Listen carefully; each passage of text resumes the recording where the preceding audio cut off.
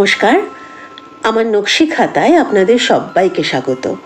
আজ যে গল্পটি পড়ব তার নাম ষষ্ঠীর কৃপা, লেখা রাজশেখর বসু। ষষ্ঠী পুজোর পর সুকুমারী তার ছেলেকে পিঁড়ির উপর রেখে স্বামীকে প্রণাম করে পায়ের ধুলো নিলে। সুকুমারীর বয়স 24, তার স্বামী গোকুল গোস্বামীর 54। গোকুলবাবু বললেন, ইহ, কি চমৎকার দেখাচ্ছে তোমাকে সুকু, যেন উর্বশী স্নান করে সমুদ্র থেকে উঠে এলেন। সুকুমারী হাত জোর করে বললে, তোমার পায়ে পড়ি, এইবার আমাকে রেহাই দাও। 7 বৎসর তোমার কাছে এসেছি, তার মধ্যে 6টি সন্তান প্রসব করেছি। 5টি গেছে, একটি এখনো বেঁচে আছে। আমি আর পারি না, শরীর ভেঙে গেছে। আবার যদি পোয়াতে হয়তো মরব, এই খোকাও মরবে। গোকুলবাবু সহাস্যে বললেন, বালাই, মরবে কেন? সন্তান জন্মায়, বাঁচে, মরে, সবই ভগবানের ইচ্ছে, অর্থাৎ পূর্বজন্মের কর্মফল।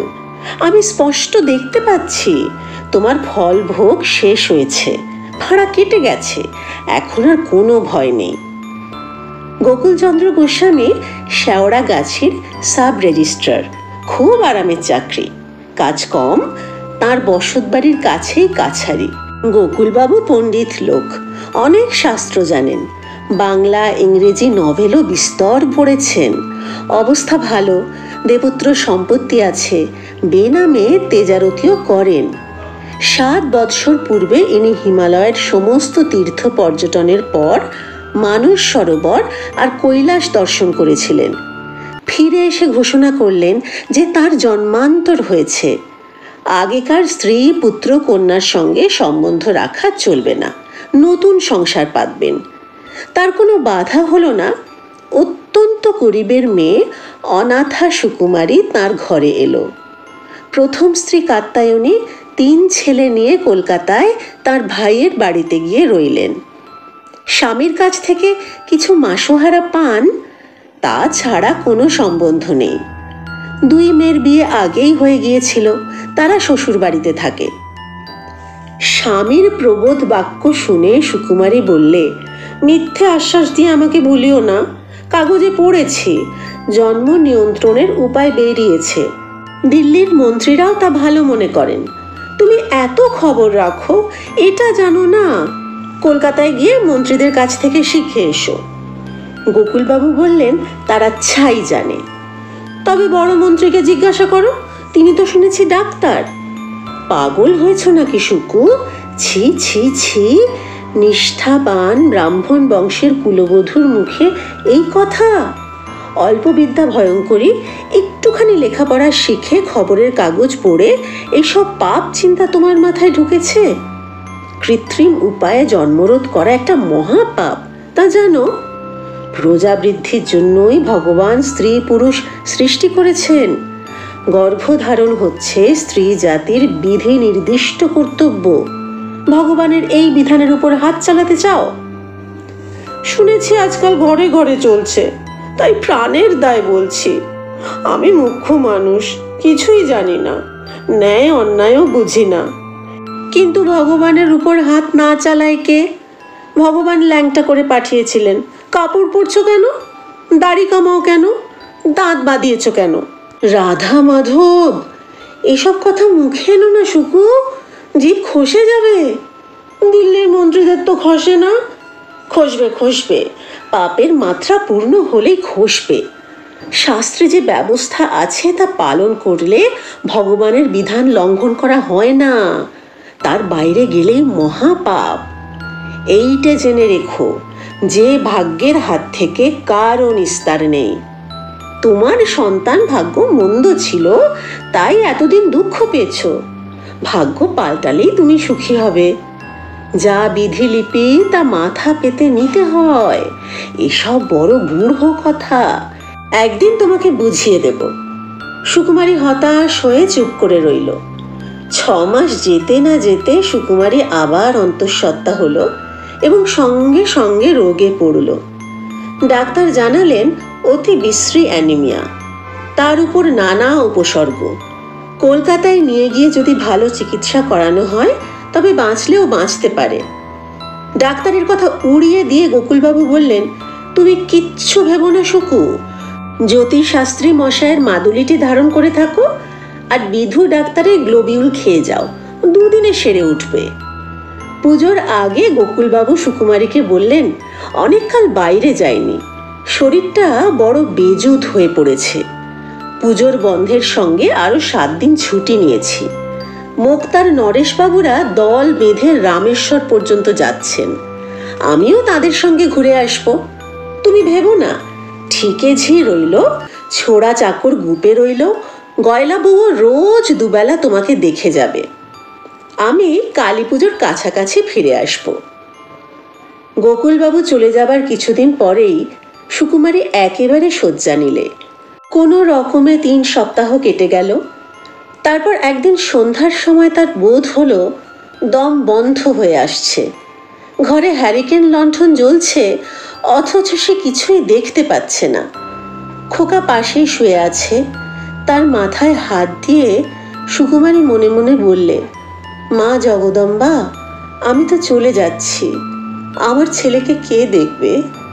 হে মা ষষ্ঠী, দয়া করো, দয়া করো, আমার খোকাকে রক্ষা করো।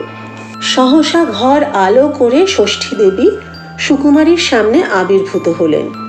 মধুর স্বরে প্রশ্ন করলেন, কি চাও বাছা? সুকুমারী বললে, আমার প্রাণ বেরিয়ে যাচ্ছে মা, শুনেছি তোমার ইচ্ছে সন্তান জন্মায়, তোমার দয়াতেই বাঁচে। যিনি সর্বভূতে মাতৃরূপে থাকেন, তুমিই সেই দেবী। মাগো, আমি যাচ্ছি, আমার ছেলেটাকে দেখো। সুকুমারীর কপালে পদ্মহস্ত বুলিয়ে দেবী বললেন, তোমার ছেলের ব্যবস্থা আমি করছি, তুমি নিশ্চিন্ত হয়ে ঘুমো। সুকুমারী ঘুমিয়ে পড়ল। ষষ্ঠী দেবী ডাকলেন, মেনি। একটি প্রকাণ্ড বেড়াল সামনে এলো। ধপধপে সাদা গা, মাথার লোম কালো, মাঝে সরু সিঁথি, লেজে সারি সারি চুড়ির মতন দাগ।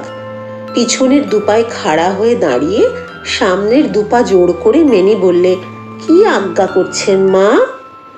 তুই এই খোকার ভার নে, আমি যে বেড়াল মা, তুই মানুষ হয়ে যা। নিমেষের মধ্যে মেনির রূপান্তর হলো।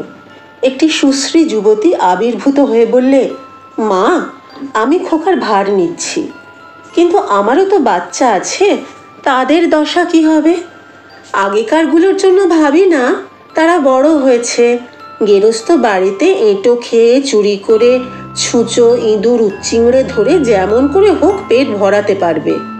কিন্তু 4টে দুগ্ধপোষ্য বাচ্চা আছে যে এখনো চোখ ফোটেনি, তাদের উপায় কি হবে? তুই মাঝে মাঝে বেড়াল হয়ে তাদের খাওয়াবি, কিন্তু বাড়ির কর্তা কি ভাববে? গোসাই যদি দেখে ফেলে তবে মহা গন্ডগোল হবে যে।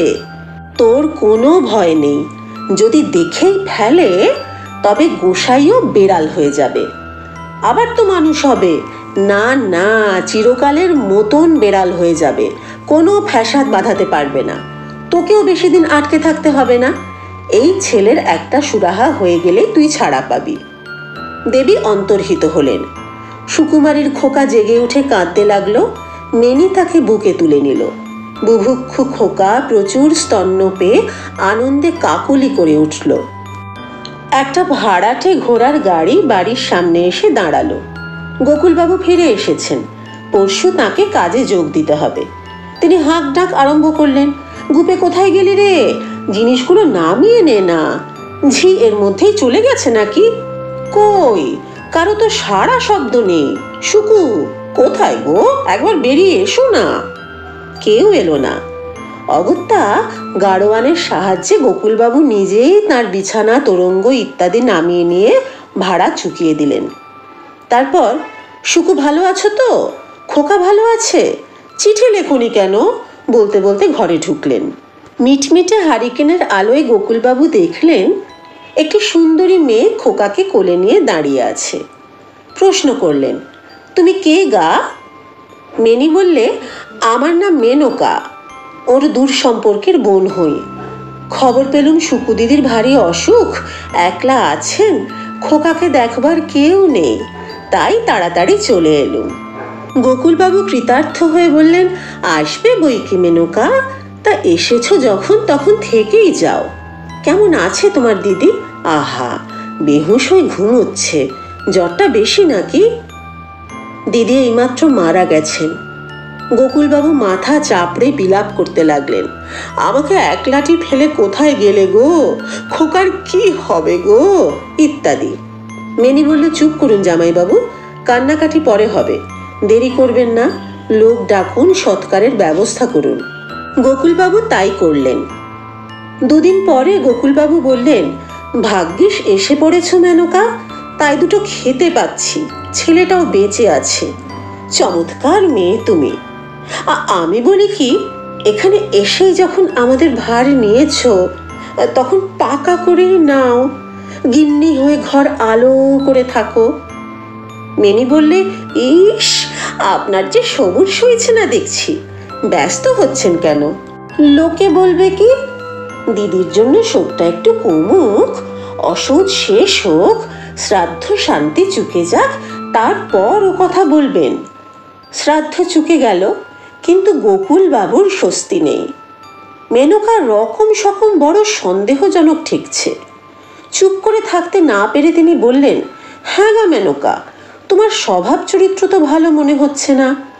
আই বুড়ো মেয়ে, বলি তোমার দুধ আসে কি করে?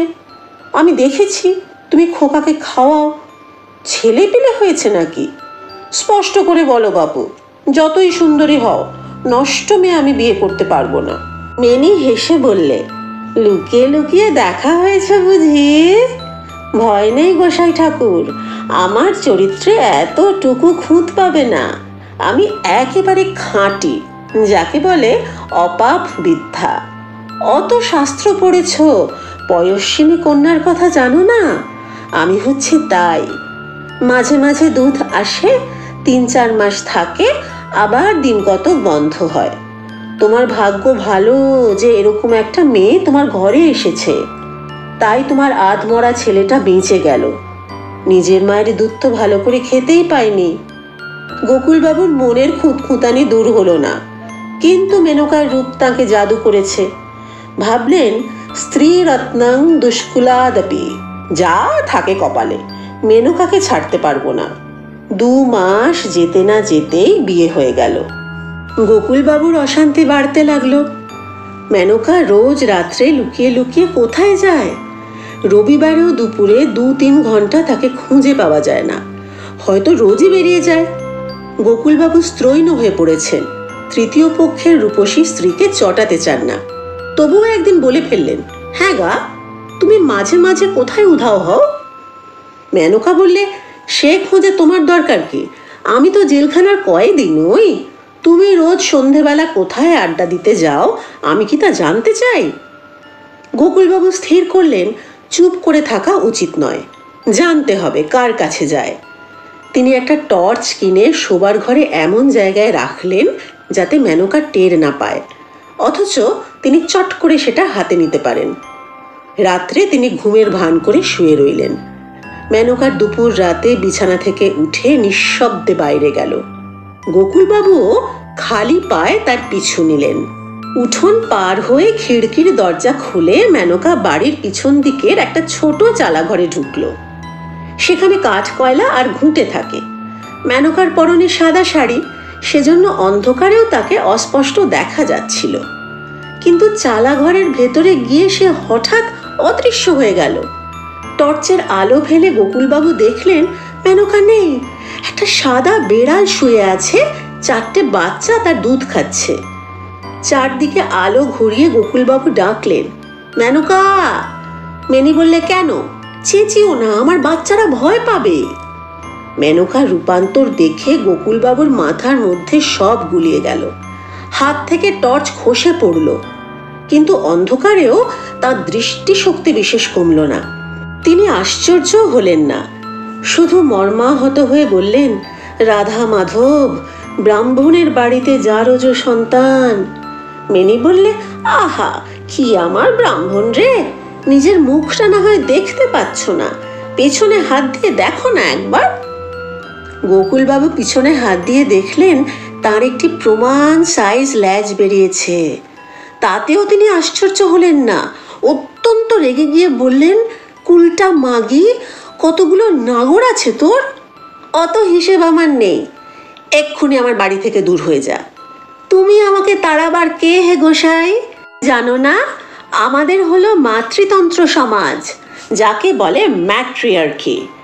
আমাদের সংসারে মদ্দাদের সর্দারি চলে না, তারা একেবারে উটকো, শুধু ক্ষণেকের সাথী। গোকুলবাবু প্রচণ্ড গর্জন করে মেনিকে কামড়াতে গেলেন। মেনি এক লাফে সরে গিয়ে চেঁচিয়ে ডাকল, মার্জার ভাষাবিদ শ্রী দীপঙ্কর বসু মহাশয় বলেন, এই রকম শব্দ করে মার্জার জননী তার দূরস্থ সন্তানদের আহ্বান করে। মেনির রুচির বৈচিত্র্য আছে, সে হরেক রকম পতির ঔরসে হরেক রকম অপত্য লাভ করেছে। তার ডাক শুনে নিমেষের মধ্যে সাদা, কালো, পাঁশুটে, পাটকিলে, ডোরাকাটা প্রভৃতি নানা রঙের বেড়াল ছুটে এসে বলল, কি হয়েছে মা? মেনি বললে, এই বজ্জাত হুলোটাকে দূর করে দে। মেনির 7টা জোয়ান ব্যাটা বাঘের মতো লাফিয়ে হুলো দশাগ্রস্ত গোকুলবাবুকে আক্রমণ করলে। তিনি ক্ষতবিক্ষত হয়ে করুণ রব করে ল্যাংচাতে ল্যাংচাতে পালিয়ে গেলেন। 3 দিন পরে গোকুলচন্দ্র গোস্বামীর প্রথমা পত্নী কাত্যায়নী দেবী এই চিঠি পেলেন। পূজনীয়া বরদিদি, আমি আপনার অভাগিনী ছোট বোন, তৃতীয় পক্ষের সতীন মেনকা। কাল রাত্রে গোসাই আমার সঙ্গে ঝগড়া করে বিবাগী হয়ে বাড়ি ছেড়ে চলে গেছেন। যাবার সময় পইতে ছিঁড়ে দিব্যি গেলে বলে গেছেন, আর কদাপি ফিরে আসবেন না। সংসারে তার ঘেন্না ধরে গেছে। তার বিষয় সম্পত্তি দেখা আমার সাধ্য নয়। অতএব আপনি পত্রপাঠ আপনার ছেলেদের নিয়ে এখানে চলে আসুন, নিজের বিষয় দখল করুন। শুকু দিদি একটি ছেলে রেখে গেছেন, এখন তার বয়স 9-10 মাস হবে।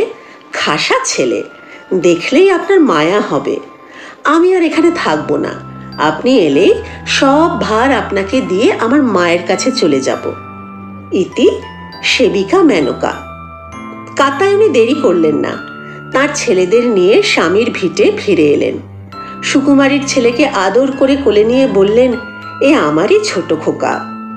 মেনকা আশ্চর্য মেয়ে বটে, মোটেই লোভ নেই। কাত্যায়নী তার ছোট সতীনের জন্য একটা মাসোহারার ব্যবস্থা করতে চাইলেন, কিন্তু মেনকা বললে, কিছু দরকার নেই দিদি, আমার মায়ের ওখানে কোনো অভাব নেই। রাহা খরচ পর্যন্ত সে নিলে না।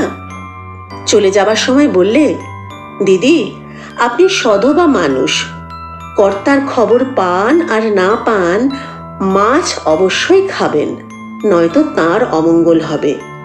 আর আমার একটি অনুরোধ আছে, একটা বুড়ো হুলো বেড়াল রোজ এ বাড়িতে আসে, তাকে একটু দয়া করবেন, ভাতের সঙ্গে কিছু মাছ মেখে খেতে দেবেন, পারেন তো একটু দুধও দেবেন। আহা, বেচারা অথর্ব হয়ে গেছে। কাত্যায়নী বললেন, তুমি কিচ্ছু ভেবো না বোন, তোমার হুলোকে আমি ঠিক খেতে দেব। গল্পের নাম ষষ্ঠীর কৃপা, লেখক রাজশেখর বসু। কেমন লাগলো জানাবেন, কমেন্ট পেলে খুব ভালো লাগে, আমি উৎসাহিত বোধ করি। সকলে খুব ভালো থাকবেন, সুস্থ থাকবেন, শান্তিতে থাকবেন। শিগগির দেখা হচ্ছে। আজ আসি।